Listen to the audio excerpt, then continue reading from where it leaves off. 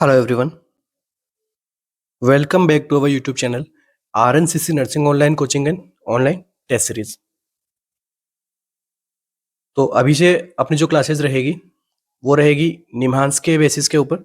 निम्हांस का एग्जाम आपके near by है, तो जो हम क्या करेंगे अभी यूट्यूब की क्लासेस के अंदर प्रीवियर ईयर के एमसीक्यू सोल्व करेंगे।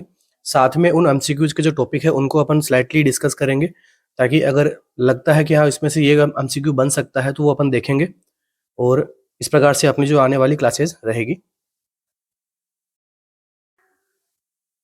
फर्स्ट एमसीक्यू है अपना,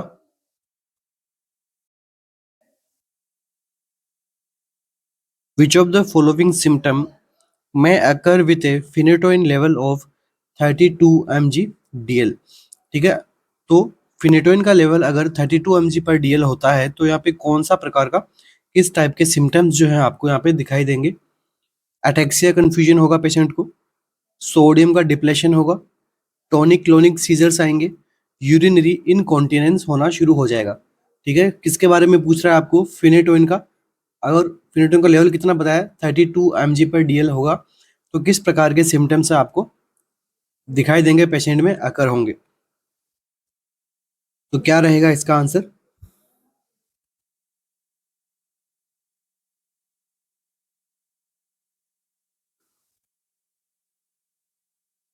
तो देखो किसके बारे में पूछा है आपसे, फिनेटोइन के बारे में। तो जो फिनेटोइन होता है उसका सबसे पहले पता होना चाहिए आपको नॉर्मल थेरापेटिक लेवल इसका कितना रहता है।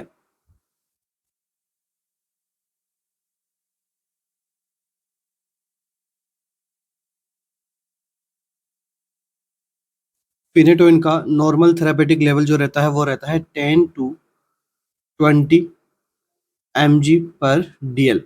सीधा सीधा ये एमसीक्यू पूछा हुआ है एग्जाम के अंदर, तो आपको भी प्रिपेयर रहना, साथ साथ में नोट डाउन करते जाइएगा। कुछ 5 से 6 एमसीक्यूज हम यहाँ पे देखने वाले हैं। मगर आपको यहाँ पे एमसीक्यू में क्या दिखाई दे रहा है कि 32 mg पर DL है, तो यहाँ से ये क्या सजेस्ट हो रहा है कि इसकी क्या हो गई है, टॉक्सिसिटी हो गई है इसकी। ठीक है, अब टॉक्सिसिटी होने की वजह से यहाँ पे क्या साइन सिम्टम्स आपको देखने को मिलेंगे। तो अपना जो करेक्ट आंसर रहेगा यहाँ पे वो रहेगा ऑप्शन नंबर ए। क्या है इसके अंदर कि पेशेंट को क्या होगा, अटैक्सिया होगा, साथ साथ में पेशेंट को क्या होगा, कन्फ्यूजन्स भी रहने लग जाएगी अगर ये इतना ज़्यादा लेवल टॉक्सिसिटी का यहाँ पे बढ़ेगा तब। ठीक है, यूज्ड क्या होता है, क्या किसके लिए हम जो है वो फिनेटोइन काम में लेते हैं, तो देखिए। तो ये जो ड्रग होती है वो कैसी होती है, एंटी एपिलेप्टिक,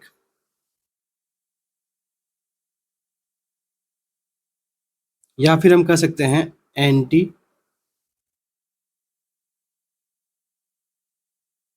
कन्वर्जेंट ड्रग। ठीक है, अगर सीजर्स से वगैरह क्या करती है, प्रिवेंट करती है पेशेंट को। ठीक है, तो देखिए यहाँ पे हमने थेरापेटिक रेंज देख ली, और अगर थेरापेटिक रेंज से ज़्यादा अगर टॉक्सिसिटी होगी तो यहाँ पे मोस्ट कॉमन सबसे ज़्यादा साइन सिम्टम्स है वो किसके आएंगे, न्यूरोटॉक्सिसिटी के। न्यूरोटॉक्सिसिटी जहाँ सबसे ज़्यादा होगी उसके बाद में क्या होगी, कार्डियोटॉक्सिसिटी। तो एमसीक्यूज किससे बनेंगे, क्योंकि मोस्ट कॉमन क्या होता है, न्यूरोटॉक्सिसिटी। तो यहाँ पे एमसीक्यूज भी आंसर भी क्या रहेगा अपना, पेशेंट को क्या होगा, अटेक्सिया होगा, कन्फ्यूजन होगा। नेक्स्ट एमसीक्यू निकलेगा अपने, तो कहाँ से निकलेगा, एंटी एपिलेप्टिक ड्रग से। कि देखो ये जो फिनेटोइन है ये कौन से ग्रुप की एंटी एपिलेप्टिक ड्रग है, तो एमसीक्यू बनेगा तो क्या, सोडियम चैनल ब्लॉकर। ठीक है, सोडियम चैनल ब्लॉकर के अंदर कौन कौन सी ड्रग्स आती है, तो देखिए फिनेटोइन, इसके बाद में कार्बामाजेपाइन,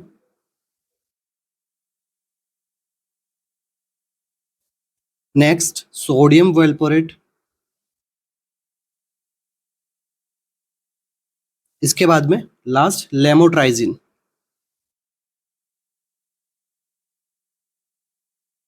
तो ये कुछ ड्रग्स होती है जो कौन से एंटी एपिलेप्टिक के कौन से ग्रुप के अंदर आती है, सोडियम चैनल ब्लॉकर आती है, बाकी कैल्शियम चैनल ब्लॉकर भी है, इंक्रीज जो गामा के लेवल होते हैं उनको भी बढ़ाने वाली ड्रग्स होती है, और ग्लूटाथियोन को डिक्रीज करने वाली कैटेगरी की होती है। मगर वो यहाँ पे नहीं पूछा गया आपसे कौन सी ड्रग के बारे में पूछा गया है, ओनली एंड ओनली फिनेटोइन के बारे में। नेक्स्ट जो एमसीक्यू बनेगा वो बनेगा इसके साइड इफेक्ट के बारे में।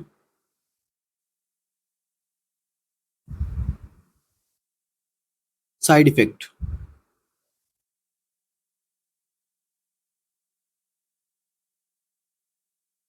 डायरेक्ट एमसीक्यू बनते हैं ऐसी ड्रग से, लाइक जैसे फिनिटोन हो गया आपका, लिथियम हो गया, डिजिटेलिस हो गया, ठीक है।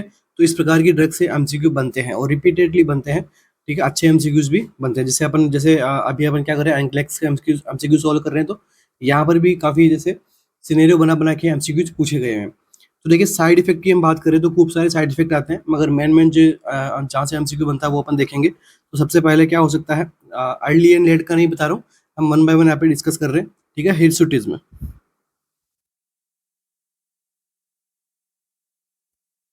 नेक्स्ट क्या आ जाएगा, ओस्टियोमलेशिया।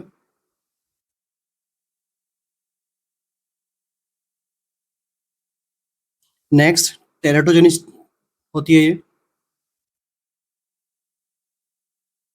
क्या कोज कर सकती है, स्पाइना बाइफिडा कोज कर सकती है। तो हम कह सकते हैं कि ये प्रेगनेंसी में हमें क्या करना चाहिए, इसको अवॉइड करना चाहिए, ठीक है, क्योंकि ये क्या करती है, न्यूरल ट्यूब डिफेक्ट कोज करती है।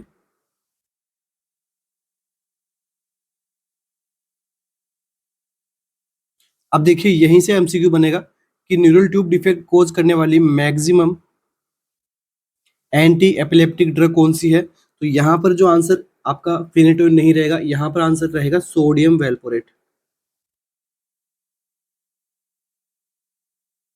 और नेक्स्ट अगर पूछ ले कि भाई मिनिमम बताइए, तो क्या आंसर रहेगा, लेमोट्राइजिन।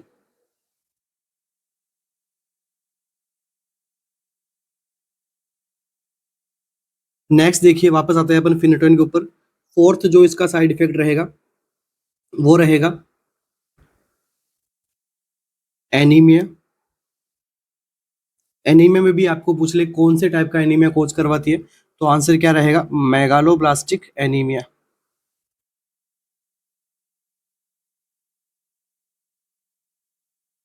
नेक्स्ट देखिए फिफ्थ वन, एरिथमिया भी कोज करवाती है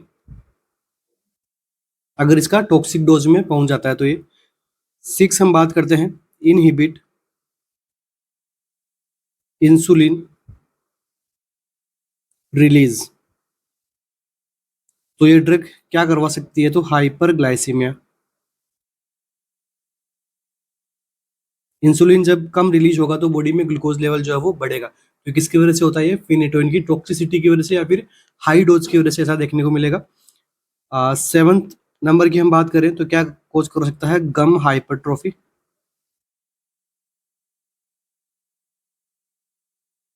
नेक्स्ट हम बात करें टॉक्सिसिटी के लेवल की, तो क्या होगा, अटैक्सिया, कंफ्यूजन, नेस्टिगमस, डिप्लोपिया। क्योंकि सबसे ज्यादा टॉक्सिसिटी मोस्ट कॉमन कौन सी होती है, तो न्यूरोटॉक्सिसिटी कोज होती है इससे। और लास्ट यहाँ पे क्या देखने को मिलता है, विटामिन के की डिफिशियंसी भी देखने को मिलती है। तो ये कुछ एमसीक्यूज हैं, सारे के सारे एमसीक्यू फॉर्म के अंदर ही हैं, कहीं से भी एमसीक्यू बन सकता है इसके साइड इफेक्ट में से। नेक्स्ट एक और इम्पोर्टेंट यहीं से एमसीक्यू बनता है, उसे हम क्या कहते हैं, फीटल हाइडेंटोइन सिंड्रोम।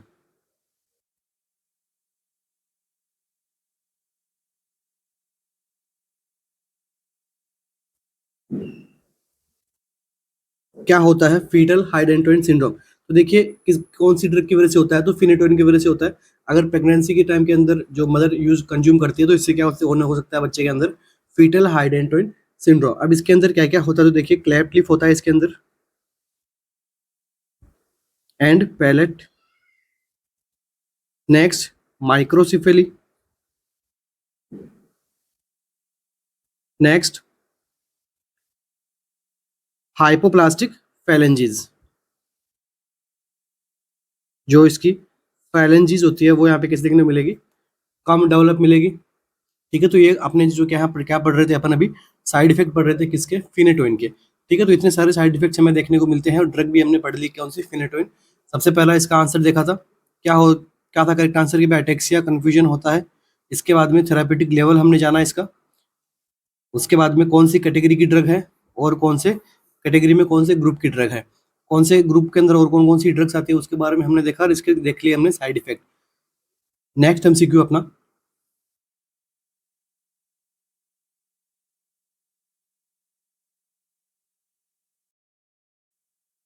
नेक्स्ट दो एमसीक्यूज और बच रहे थे अपने इसके अंदर। एक एमसीक्यू बनता है कि मोस्ट कॉमन साइड इफेक्ट कौन सा होता है, इतने सारे एमसीक्यूज के अंदर मोस्ट कॉमन साइड इफेक्ट क्या होता है, तो ये होता है गम हाइपरट्रोफी।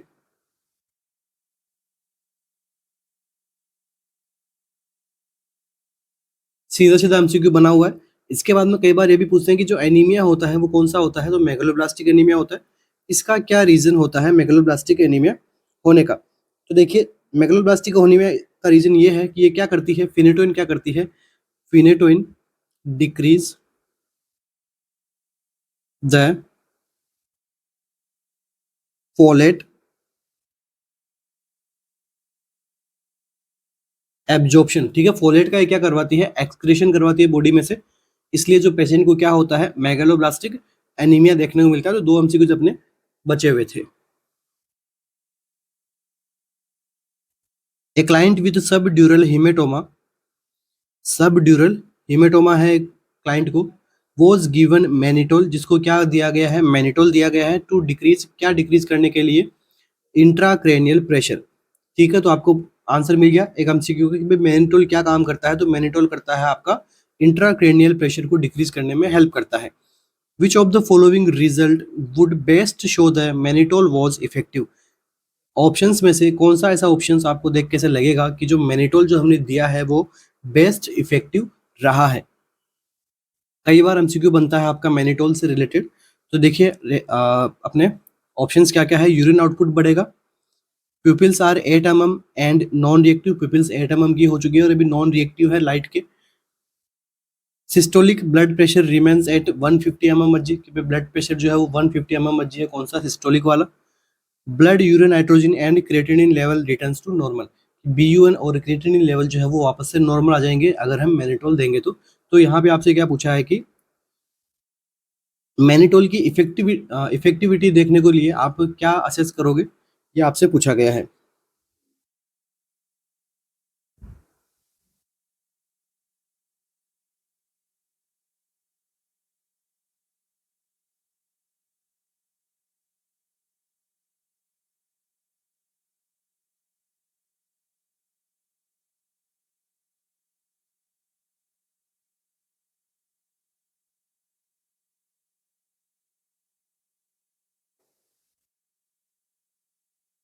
तो देखिए यहाँ पर क्या आंसर करेक्ट रहेगा, तो जो मैनिटोल होता है वो क्या काम करता है, ऑस्मोटिक डायूरेसिस।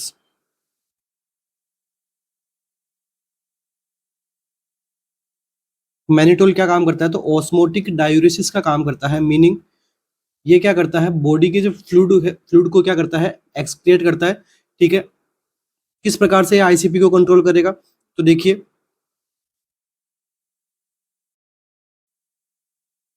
एमसीक्यू में क्या है कि सब ड्यूरल हेमेटोमा हुआ है उसको। ठीक है, तो जो ड्यूरामीटर के नीचे के साइड में जो ब्लड यहाँ पे इकट्ठा हुआ है, तो हम कह सकते हैं कि इंट्रा सेलुलर स्पेस के अंदर भी क्या हुआ होगा, ब्लड इकट्ठा हुआ होगा।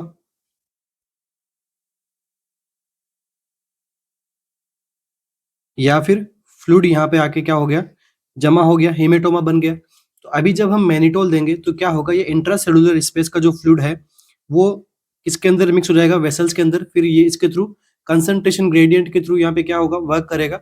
इसके साथ में ये कहाँ पे जाएगा, ये वाला जो ब्लड है ये जाएगा रीनल सिस्टम के साथ तरफ, और फिर रीनल सिस्टम से ये क्या, मैनिटोल के साथ में ये जो एक्सेस फ्लूइड अमाउंट जो बॉडी के अंदर जो बना हुआ था ये क्या हो जाएगा, एक्सक्रिएट आउट हो जाएगा। ठीक है, और ये क्या काम करता है, डायूरेसिस का काम करता है। इसलिए मैनिटोल को जो हम क्या कहते हैं, ऑस्मोटिक डायूरेसिस का हम काम का हम कहते हैं कि मैनिटोल किस प्रकार के नेचर का होता है, तो ऑस्मोटिक डायूरेटिक होता है।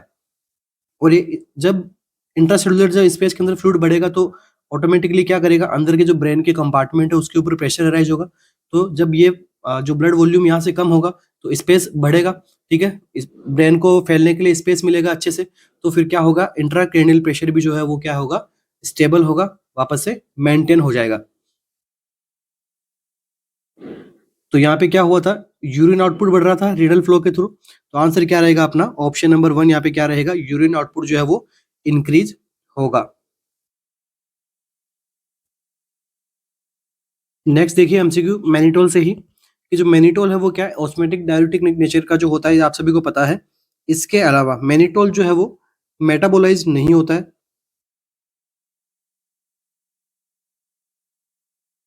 इसलिए जितना हमने मैनिटोल लिया है उतना का उतना जो है वो यूरिन के साथ में बॉडी से एक्सक्रिएट आउट हो जाएगा। दूसरा जो है वो इसका जो ड्यूरेशन जो रहता है, डायूरेसिस का जो एक्शन रहता है इसका, आपसे एमसीक्यू पूछ ले कि diuresis occur with in 1 to 4 hours after administration, ठीक है। 1 to 4 आवर्स के अंदर अंदर जो इसकी डायरेटिक जो कंडीशंस है ये जो अप्लाई कर देता है पेशेंट के, और जो इंट्राक्रैनियल प्रेशर है वो जल्दी से जल्दी ट्रीट होता है। और इसको क्या करना होता है, फास्ट स्टार्ट करना होता है इसको, इसको हम स्लो नहीं देते हैं, फास्टली इसको जितना जल्दी हो सकते हैं उतना जल्दी हम यहाँ पे बॉडी के अंदर प्रोवाइड करवाते हैं, ताकि जो ऑस्मोटिक प्रेशर है वो यहाँ पे हम मेंटेन कर सके इसके लिए। अब देखिए हमने इसको क्या कर दिया, फास्ट हम यहाँ पे स्टार्ट करते हैं, फास्ट इसको एडमिनिस्टर करते हैं। तो नेक्स्ट एमसीक्यू यही बनेगा, intracranial pressure start to decrease start to decrease 10 to 15 minutes after administration, ठीक है। 10 से 15 मिनट के अंदर अंदर इंट्राक्रैनियल प्रेशर जो है वो कम होना शुरू हो जाएगा। और इसका जो इफेक्ट रहता है, एक मिनिटोल की बोतल का जो इफेक्ट होता है वो कितने टाइम तक रहता है, 3 to 6 आवर्स तक इसका इफेक्ट है वो मेंटेन रहता है अपनी बॉडी के अंदर। नेक्स्ट एमसीक्यू बनता है इसकी हाफ लाइफ से, हाफ लाइफ ऑफ मैनिटोल, कि मैनिटोल की हाफ लाइफ कितनी होती है, तो 30 टू लेके 150 मिनट्स तक जो है वो इसकी हाफ लाइफ चल सकती है। अब देखो एक यहाँ पे क्वेश्चन है, ठीक है, ध्यान पूर्वक हमें एक चीज को यहाँ पे अप्लाई करना है, क्योंकि मैनिटोल जो होता है कौन से फॉर्म में होता है, तो क्रिस्टल फॉर्म में होता है। क्रिस्टल फॉर्म में होने की वजह से ऑलवेज एमसीक्यू बना हुआ है नर्सिंग रिस्पॉन्सिबिलिटी से, तो always use filter for mannitol transfusion. जब भी मैनिटोल का हम ट्रांसफ्यूजन करते हैं तो उसके लिए हमें फिल्टर की जरूरत होती है, तो क्योंकि मैनिटोल कौन से फॉर्म में रहता है, तो क्रिस्टल फॉर्म में रहता है। नेक्स्ट देखिए, एक्सेसिव यूरिन आउटपुट करवाएगा तो क्या होगा पेशेंट को, यहाँ से भी एमसीक्यू बनता है, नर्सिंग रिस्पॉन्सिबिलिटी के बारे में पूछ सकता है, असेसमेंट के बारे में पूछ सकता है। पेशेंट को क्या होगा, डिहाइड्रेशन, और क्या हो सकता है, हाइपोवोलेमिया, ठीक है। हाइपोवोलेमिया के अंदर भी पेशेंट जो है वो जा सकता है। अब देखिए नेक्स्ट एमसीक्यू बनता है अपना टारगेट से, कि हम क्या यूज कर रहे हैं, मैनिटोल को यूज कर रहे हैं। तो आईसीपी कितना, आईसीपी के लिए हमारा टारगेट क्या है, तो देखिए इंट्राक्रेनियल प्रेशर को हमें किससे कम रखना है, 20 mm ऑफ एचजी से कम रखना है, ठीक है। नॉर्मल कितना होता है इंट्राक्रेनियल प्रेशर, तो 5 टू लेके 15 mm एचजी तक नॉर्मल माना जाता है। उसके बाद में माइल्ड मॉडरेट सीवियर के अंदर इसको आगे हम डिफ्रेंशिएट कर सकते हैं। तो हमारा टारगेट कितना होना चाहिए, कि 20 से कम हम एटलीस्ट हमारा टारगेट होना चाहिए। अगर आईसीपी बड़ा हुआ तो मैनेज मैनेज करने के लिए सबसे पहली बात तो आईसीपी किससे ज्यादा होगा, तो 22 से ज्यादा अगर एमएमएफजी अगर आईसीपी होता है तो वो किसके अंदर आता है, इंक्रीज इंट्राक्रैनियल प्रेशर के अंदर आता है। हमारा टारगेट क्या रहता है कि 20 से इसको कम रखें। दूसरा, ब्रेन के प्रॉपर परफ्यूजन को भी ध्यान में रखना होता है, तो इसके लिए क्या आता है, सीपीपी, ठीक है। ये क्या होता है, तो सेरेब्रल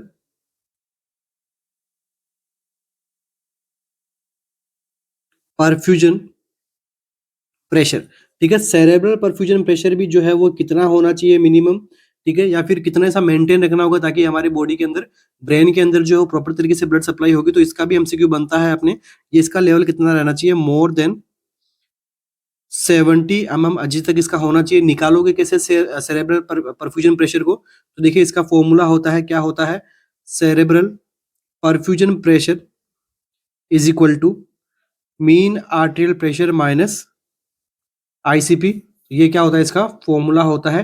फॉर्मूलेज भी एग्जाम में पूछे, जिस प्रकार से आईक्यू का फॉर्मूला पूछते हैं उसी प्रकार, जैसे बीएमआई का फॉर्मूला पूछते हैं उसी प्रकार से सीपीपी का भी एमसीक्यू पूछा हुआ है, पूछ भी सकते हैं, ठीक है। तो ये कुछ अपने को टारगेट होने चाहिए। अगर हम मैनिटोल चला रहे हैं तो अपने को भाई कुछ तो भी स्टेटिक्स होते होंगे ना, ताकि हम मैनिटोल जब चल रहा है हमें पता होना चाहिए भाई इससे कम रखना है हमें, ठीक है। इसके लिए ये टारगेट हमें फॉलो करने होते हैं। अब देखिए जब आईसीपी बढ़ता है तो क्या होता है,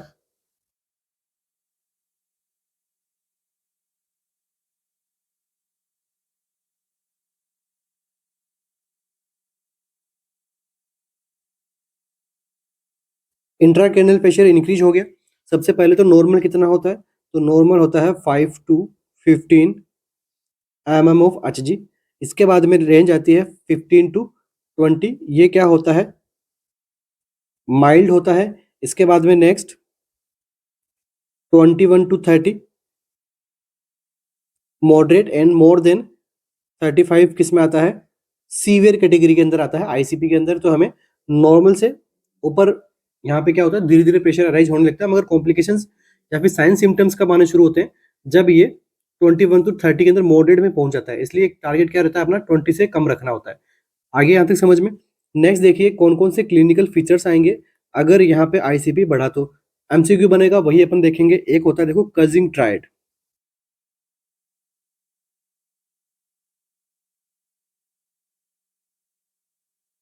कजिंग ट्रायड से एमसीक्यू बनता है कि कजिंग ट्रायड किसके लिए फॉलो होता है। तो सबसे पहला एमसीक्यू क्या है, इंट्राक्रैनियल प्रेशर के लिए। इसमें होता क्या क्या है, तो देखिए कजिंग ट्रायड के अंदर क्या देखने को मिलेगा आपको, डिक्रीज हार्ट रेट, या फिर अपन कह सकते हैं ब्रेडिकार्डिया।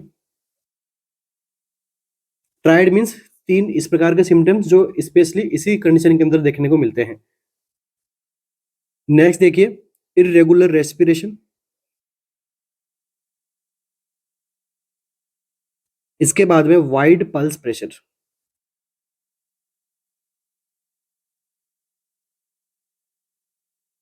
इन तीनों को कंबाइंड के अंदर हम क्या कहते हैं, कजिंग ट्रायड। इसके बाद में हेडेक होता है, ठीक है, एल्टर्ड मेंटल स्टेटस, ठीक है, लेवल ऑफ कॉन्शियसनेस जो है वो पेशेंट की क्या होती है, डिक्रीज होती है, ठीक है। और पीडियाट्रिक एज का पेशेंट है तो वहाँ पे क्या देखने को मिलेगा, वोमिटिंग जल्दी देखने को मिलती है, ठीक है, ब्लड विजन देखने को मिल सकता है। इस प्रकार के साइन सिम्टम्स आते हैं। अब इसको मैनेज कैसे करोगे,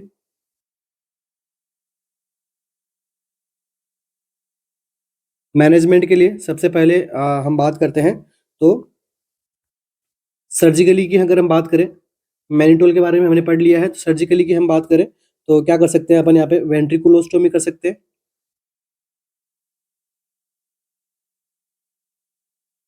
वेंट्रिकुलोस्टोमी वेंट्रिकल्स के अंदर जो इसका जो फॉर्मेशन हो रहा था वहां से इसको ओपनिंग करके ड्रेन के थ्रू एक्सेसिव सेरेब्रोस्पाइनल फ्लूइड को यहाँ पे बाहर निकाल सकते हैं, ठीक है। इसके साथ में अपन बाकी डाययूरेटिक्स भी दे सकते हैं, ऑस्मोटिक डाययूरेटिक्स, ठीक है। इसके बाद में देखिए एक अप्रोच होता है जो यहाँ पे फॉलो करना होता है हमें। तो देखिए सबसे पहला जो स्टेप बाय स्टेप हम समझेंगे। सबसे पहले हमें क्या करना होगा, सीटी स्कैन करना होगा, सीटी ऑफ हेड की, ठीक है। सीटी स्कैन में हमें पता लगेगा कि भाई कितना किस प्रकार से जो है वो सब ड्यूरल हेमेटोमा बना है और वो किस प्रकार से कितना प्रेशर अराइज कर रहा है।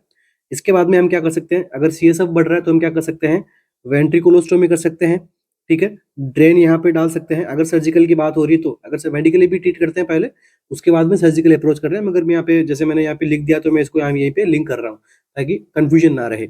इसके बाद में देखो क्या करते हैं, नेक्स्ट अप्रोच की हम बात करें तो क्या कर सकते हैं अपन, हाइपर ऑस्मोलर थेरेपी, ये इंपॉर्टेंट है।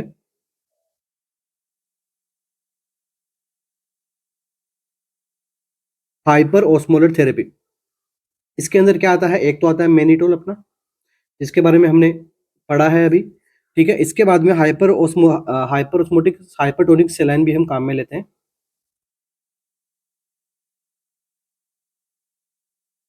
क्या लेते हैं, तो 3% NaCl, ठीक है।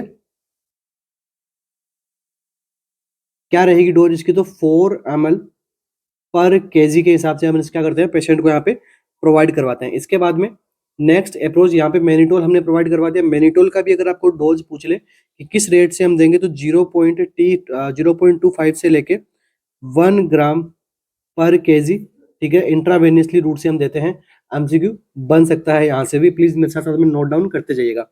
इसके बाद में नेक्स्ट यहाँ तक होगी अपनी, अभी भी कुछ नहीं हुआ है तो अभी आप क्या दे दो पेशेंट को, सेडेशन। सेडेशन में आप क्या दे सकते हो, प्रोपोफोल।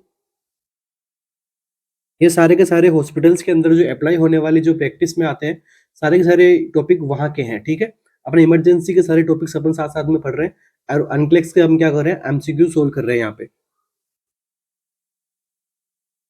तो प्रोपोफोल कितना दोगे, यहाँ पे पूछ ले आपसे, तो कितना देते हैं, 50 माइक्रोग्राम पर केजी के हिसाब से हम क्या करेंगे, प्रोपोफोल यहाँ पे प्रोवाइड करवाते हैं। इसके साथ में देखो जब इंट्रागेंड जहाँ पे क्या हो रहा था, इरेगुलर रेस्पिरेशन हो रहा था, जिसकी वजह से क्या देखने को मिलेगा, हाइपर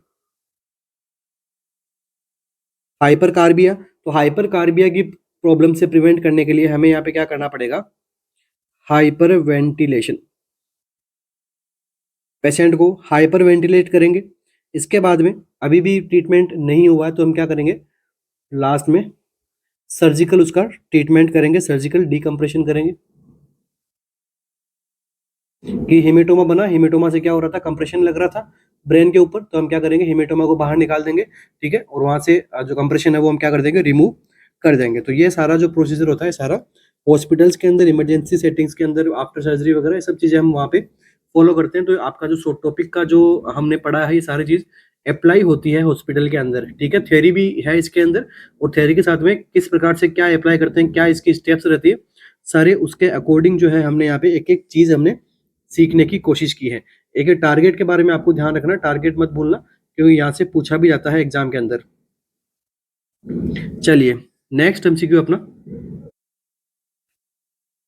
इसके बाद में बी सी ओ डी में यहाँ पर जो है वो मैनिटोल का जो इफेक्टिव जो है वो रिजल्ट हमें नहीं दिख रहा है। बाकी जैसे इन सब में क्या हो रहा है, आईसीपी इंक्रीज हो रहा है, ठीक है, किडनी के अंदर जो creatinine level returns to normal, ठीक है, ये सारा जो चीजें वो मैनिटोल का एक इफेक्टिव वाला वो प्रॉब्लम यहाँ पर नहीं सोल्व होता हुआ दिखाई दे रहा है। जितना यूरिन आउटपुट यहाँ पे प्रायोरिटी वाइज अपना आंसर क्या रहेगा, यहाँ पे यूरिन आउटपुट इंक्रीज होना।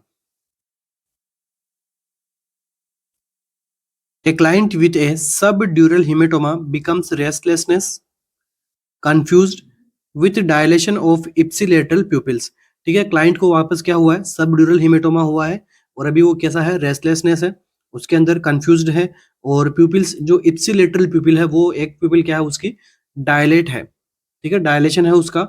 The physician order mannitol for which of the following reason. अब यहाँ पर जो है वो फिजिशियन ने मैनिटोल क्यों ऑर्डर किया है, हमने पढ़ लिया है मैनिटोल अच्छे से। अब देखिए, to reduce intra ocular pressure, to prevent acute tubular necrosis, to promote osmotic diuresis, to decrease ICP, to draw water into the vascular system, to increase blood pressure। क्या रहेगा अपने यहाँ पे आंसर,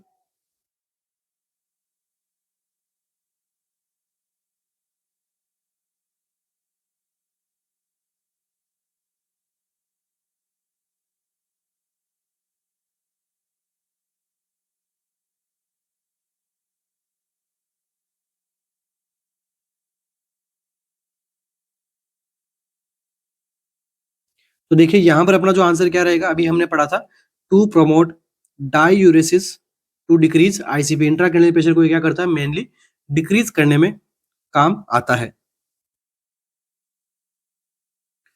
अब देखिए कुछ स्टूडेंट्स के ये भी होगा कि ये क्या करता है, डिक्रीज करता है इंट्राऑक्यूलर प्रेशर को, ठीक है, मगर देखिए ऑब्स्टिक्यूशन में आपसे क्या पूछा गया है कि सब ड्यूरल हेमेटोमा हुआ है, और फिजिशियन ने क्या प्रिस्क्राइब किया है, मैनिटोल। तो आपका आंसर भी किससे रिलेटेड होना चाहिए, आईसीपी से, इंट्राक्रैनियल प्रेशर से, ठीक है। इसके बाद में अगर आपसे सेकंड चॉइस पूछे, या फिर आपको पूछे कि मल्टीपल चॉइस क्वेश्चन है, एक से ज्यादा इसके अंदर आंसर सेलेक्ट कीजिए, तो सेकंड एमसीक्यू आपका आंसर क्या हो सकता था, टू रिड्यूस इंट्राऑक्यूलर प्रेशर, ठीक है। इंट्राऑक्यूलर प्रेशर को भी क्या कर सकता है, डिक्रीज कर सकता है, ऑस्मोटिक ग्रेडियंट बढ़ा के, ठीक है, इंट्राऑक्यूलर प्रेशर को भी क्या कर सकता है, डिक्रीज कर सकता है। मगर एमसीक्यू किसके बारे में पूछा गया है, और हमें एक आंसर चूज करना है, तो प्रायोरिटी और एमसीक्यू के अकॉर्डिंग अपना आंसर मैच होना चाहिए। तो अपना आंसर क्या जाएगा, option number C, to promote osmotic diuresis, to decrease ICP.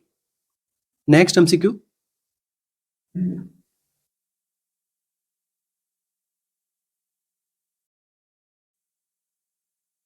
Okay, next MCQ पे मूव करने से पहले आप सभी के लिए एक इन्फॉर्मेशन है।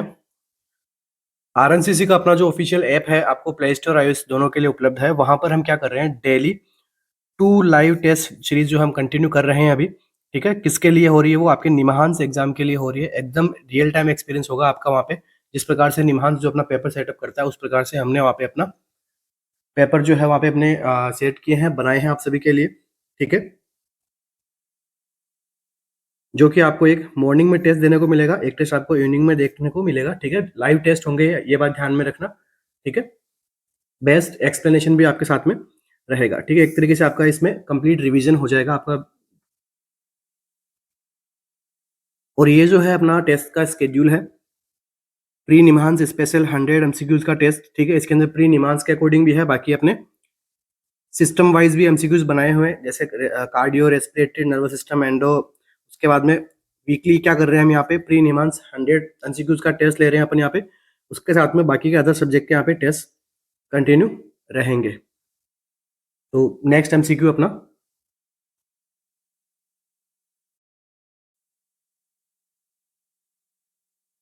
ए client admitted to the hospital with a subarachnoid haemorrhage. ठीक है, सब एरेक्नोइड रीजन के अंदर उसको क्या हुआ है, हेमरेज हुआ है क्लाइंट को। हैज कंप्लेंट्स सीवियर हेडेक, नकल रिजिडिटी, प्रोजेक्टाइल वोमिटिंग। ये सब उसके साइन सिम्टम्स हमें देखने को मिल रहे हैं। The nurse knows, as a nurse आपको पता है, lumbar puncture would be contraindicated in this client in which of the following circumstances. कौन से सर्कमस्टेंसेज के अंदर हमें लंबर पंक्चर जो है कॉन्ट्रा इंडिकेट रखना होगा इस पेशेंट के अंदर। वॉमिटिंग कंटिन्यू हो रही है इसलिए, increase intra cranial pressure increase है इसलिए, the client need mechanical ventilation, blood is anticipated in the cerebro spinal fluid, कि भी ब्लड आ सकता है सेरेब्रो स्पाइनल फ्लूइड से। तो किस वजह से, कौन से सर्कमस्टेंसेस की वजह से, कौन से कारणों की वजह से हमें जो क्या करना है यहाँ पे, लंबर पंक्चर को कॉन्ट्रा इंडिकेट रखना है। तो क्लासेज जो इंपॉर्टेंट है सारी की सारी अपनी क्लासेज डेली बेसिस पे वापस से शुरू हो गई है। ठीक है, नोट सेट और अपकमिंग एग्जाम्स के लिए एनक्लेक्स बेस्ड पैटर्न हम यहाँ से कंटिन्यू करेंगे, सोल्व करेंगे, क्योंकि एग्जाम के अंदर दोनों ही टाइप के एमसीक्यू आएंगे। प्री और मेंस के अंदर, जैसे मेंस में सिनेरियो और प्री के अंदर नॉर्मल बेसिक एमसीक्यूज आपको पूछे जाएंगे, मगर वहां पर भी आपको कुछ न्यू टाइप के एमसीक्यूज मिलेंगे। ये सारे जो एमसीक्यूज हैं हो सकते हैं आप सभी के पढ़े हुए हैं, क्योंकि टॉपिक कौन सा है, इंट्राक्रैनियल प्रेशर। ठीक है, सबका पढ़ा हुआ है, इंपॉर्टेंट टॉपिक है, एमसीक्यू भी खूब सारे बनते हैं, तो सबका टॉपिक अच्छा होगा। तो आई होप कि सारे के सारे एमसीक्यूज जो है वो सबके राइट हो रहे हैं यहाँ पे। तो देखिए यहाँ पर जो वो कंप्लेंट कर रहा है, सारे के सारे साइन सिम्टम्स आ रहे हैं, किसके आ रहे हैं, आईसीपी के आ रहे हैं, कि भाई पेशेंट के आईसीपी जो क्या है, बढ़ा हुआ है। आईसीपी के अंदर हमेशा एक बात ध्यान में रखना कि लंबर पंक्चर यहाँ पर क्या होती है, कॉन्ट्रा इंडिकेटेड रहता है। क्यों रहेगा, क्योंकि जब आईसीपी बढ़ा हुआ होता है और हम यहाँ पे नीडल से लंबर पंक्चर कर देंगे, तो नीडल जब हम बाहर निकालेंगे वापस से, तो वहां पर क्या करेगा, फ्लूइड इकट्ठा होगा। ठीक है, और ये यहाँ पे क्या बना देगा, हर्निएटेड डिस्क को बना देता है।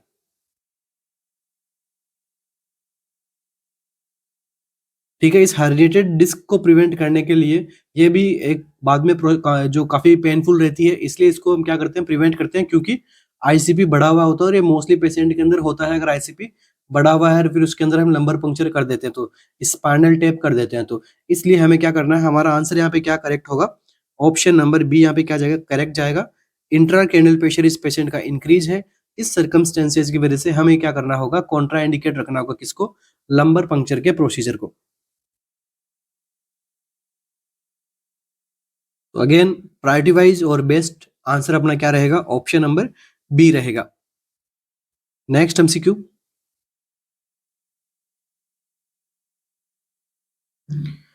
The nurse and unlicensed assistive personal UAP are caring for a patient with right sided paralysis patient. ठीक है, एक नर्स है और एक यूएपी है, अनलाइसेंस असिस्टिव पर्सनल है उसके पास में, वो भी दोनों काम कर रहे हैं। और काम किसके लिए कर रहे हैं, एक राइट साइडेड पैरालिसिस का पेशेंट है। Which action by the UAP required the nurse to intervene. कौन सा यूएपी के द्वारा कौन सा ऐसा एक्शन होगा कि नर्स उस एक्शन में इंटरवेन करेगी। ठीक है, वहां पर उसको समझाएगी या फिर उसको बताएगी कि ऐसा नहीं करना है, या फिर थोड़ा इंटरवेंशन की जरूरत है, वहां पे यूएपी को समझाने की जरूरत है, चाहे वो हो सकता है यूएपी का लैक ऑफ नॉलेज हो वहां पे उस चीज से रिलेटेड। तो देखिए ऑप्शन क्या है, the assistant places a gait belt around the client waist prior to ambulating. कि भाई जो असिस्टेंस है, जो यूएपी है, वो क्या कर रहा है, बेल्ट लगा रहा है, कौन सा, गेट बेल्ट लगा रहा है, कहां पर, क्लाइंट की वेस्ट पर, एम्बुलेशन से पहले।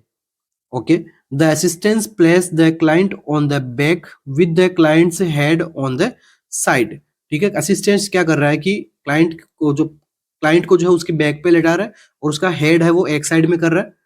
The assistant places her hand under the client right axilla to help him or her move up in the bed. कि भाई जो यूएपी है वो क्या कर रहा है, राइट एक्सिला के अंडर हेड, जो उसका हैंड प्लेस कर रहा है, ताकि जो क्लाइंट को है वो बेड में मूव करवा सके। The assistant praises the clients for attempting to perform ADLs in adequately independently. ठीक है, देखिए यहाँ पर क्या है कि जो यूएपी है वो क्लाइंट को प्राइस कर रहा है, उसको और ज्यादा मोटिवेट कर रहा है, शाबाशी दे रहा है एक तरीके से कि जो क्लाइंट है वो एक्टिविटी ऑफ डेली लिविंग की जो एक्टिविटी है वो इंडिपेंडेंटली कर पा रहा है, तो वो उसको क्या कर रहा है, प्राइस कर रहा है उसको लिए। ठीक है, तो कौन सा ऑप्शन में आपको इसे लग रहा है कि नर्स को इंटरवेन करने की यहाँ पर नीड होगी? तो देखिए सारे के सारे एमसीक्यूज कैसे हैं, अपने सिनेरियो बेस्ड एमसीक्यूज के अंदर आते हैं सब।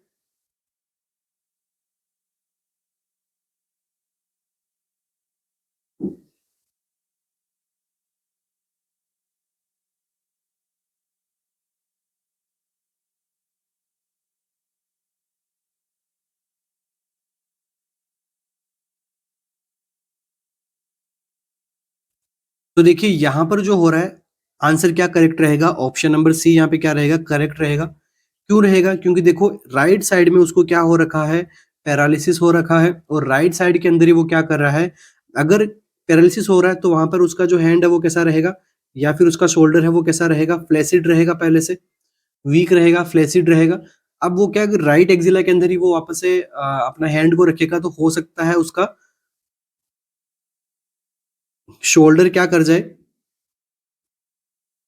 डिसलोकेटेड हो जाए। और इस डिसलोकेशन को प्रिवेंट करने के लिए नर्स को यहाँ पर क्या करना पड़ेगा, इंटरवेन करना पड़ेगा। तो इस प्रकार के एमसीक्यूज भी आते हैं एग्जाम के अंदर। नेक्स्ट एमसीक्यू,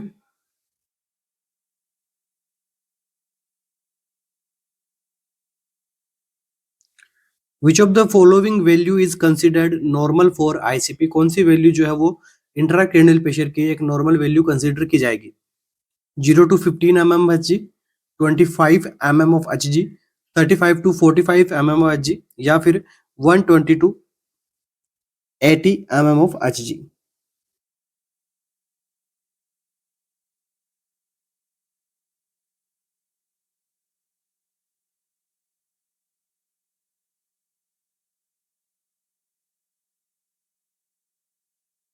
तो देखिए वापस से जो है वो कंडीशन यहाँ पे देखो, ये तो ब्लड प्रेशर के समथिंग बता रहा है, आपको सभी को यहाँ पे पता ही होगा।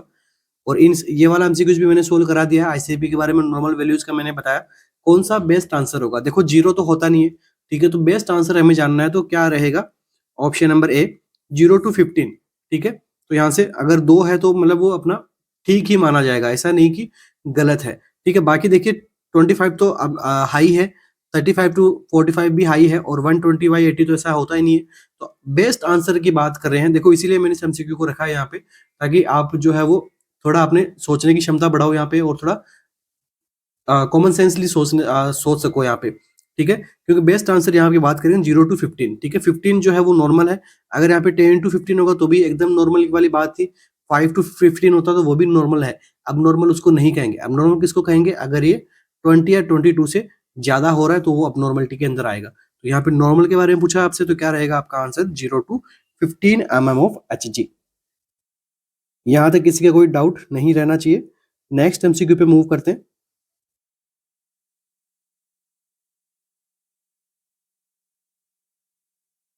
A 68-year-old male patient who had a left-sided stroke is admitted to the hospital.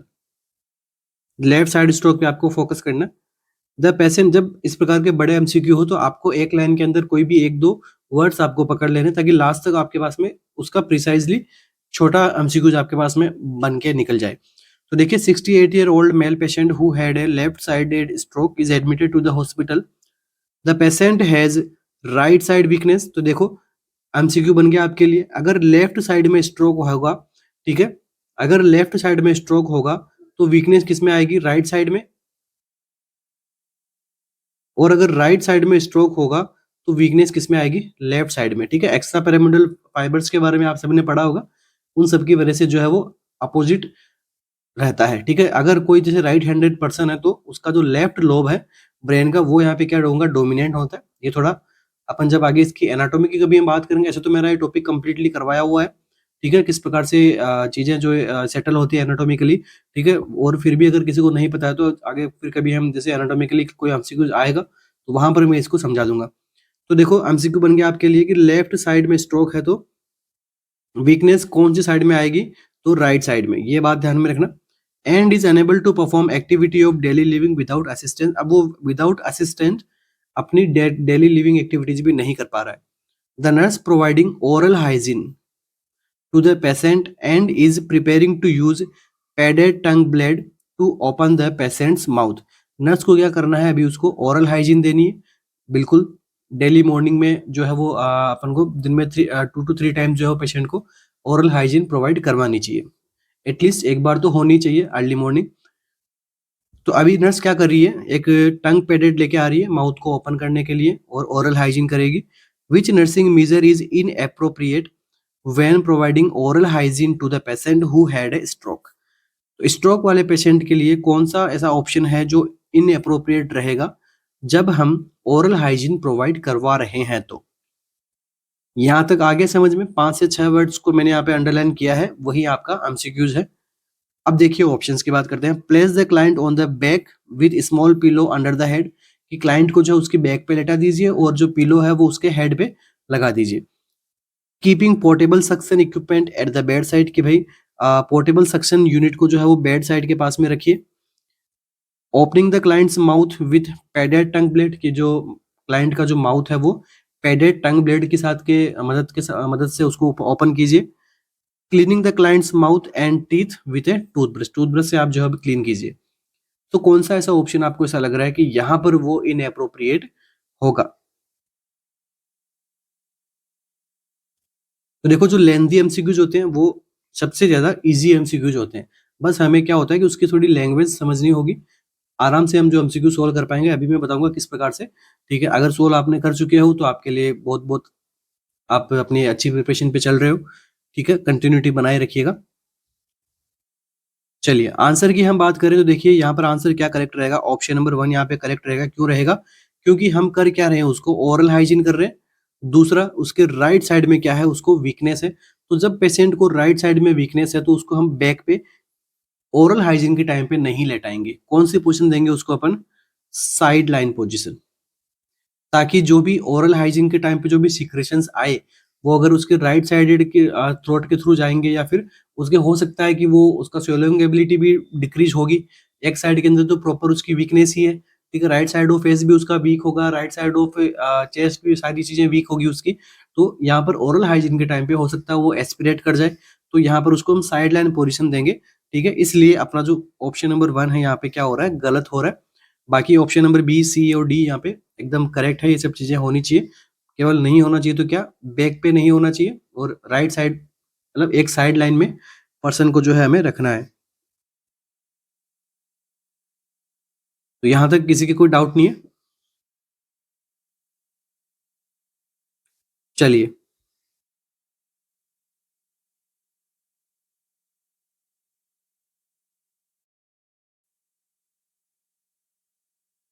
a 64-year-old client with a history of hypertension is admitted to the emergency department with sudden onset right sided weakness, facial drop भी हो रहा है, difficulty in speaking। एक 64 year client है आपके, history है उसकी hypertension की, और साथ में इमरजेंसी डिपार्टमेंट में आया है। क्यों आया, क्योंकि उसके राइट साइड में वीकनेस हो गया, फेशियल ड्रॉप दिखाई दे रहा है, ठीक है, और डिफिकल्टी स्पीकिंग, उसके बोल भी वो प्रॉब्लम उसके हो रही है बोलने में भी। विच nursing intervention is a highest priority in the initial management of this client, तो कौन सा नर्सिंग इंटरवेंशन यहाँ पर हाईएस्ट प्रायोरिटी में रहेगा। यहाँ पर देखो एक वर्ड दिया गया है इनिशियल मैनेजमेंट में, तो इसका भी आपको ध्यान में रखना है, ठीक है। तो यही सब चीजें जो है आपको अनक्लेक्स सिखाती है, और यही सब चीजें हैं जो आपसे एम्स चाहता है कि आप इन सब चीजों को सीखो। तो देखिए ऑप्शंस क्या है, prepare to administer recombined tissue plasminogen activator, ठीक है, रिकम्बाइंड टिश्यू जो टीपीए है उसको यहाँ पर जो क्या करो, एडमिनिस्टर करो, एडमिनिस्टर करने के लिए उसको प्रिपेयर करो। Discuss the precipitating factor that cause symptom, कि सिम्टम ऐसे क्यों आए हैं, उन फैक्टर्स को डिस्कस करो यहाँ पे। या फिर schedule A state CT scan for the head, कि भाई आपको हेड की यहाँ पे सीटी स्कैन करवाने के लिए शेड्यूल करना है। Notify the speech pathologist for emergency consultation, emergency consultation के लिए स्पीच पैथोलॉजिस्ट को यहाँ पर क्या करो, नोटिफाई कर दो।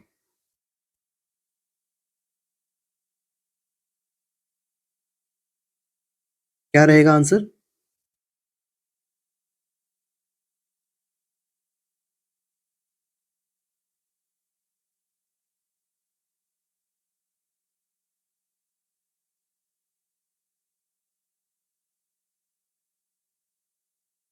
तो देखिए ये जो कंडीशन है आपको ऑप्शन में दिखाई दी गई है, तो ये जो प्रॉब्लम दिखाई दे रही है किसकी है? स्ट्रोक की है। क्या दिखाई दे रहा है यहाँ पे? क्लाइंट को क्या हुआ है? उसको स्ट्रोक वाली कंडीशन देखने को मिली है।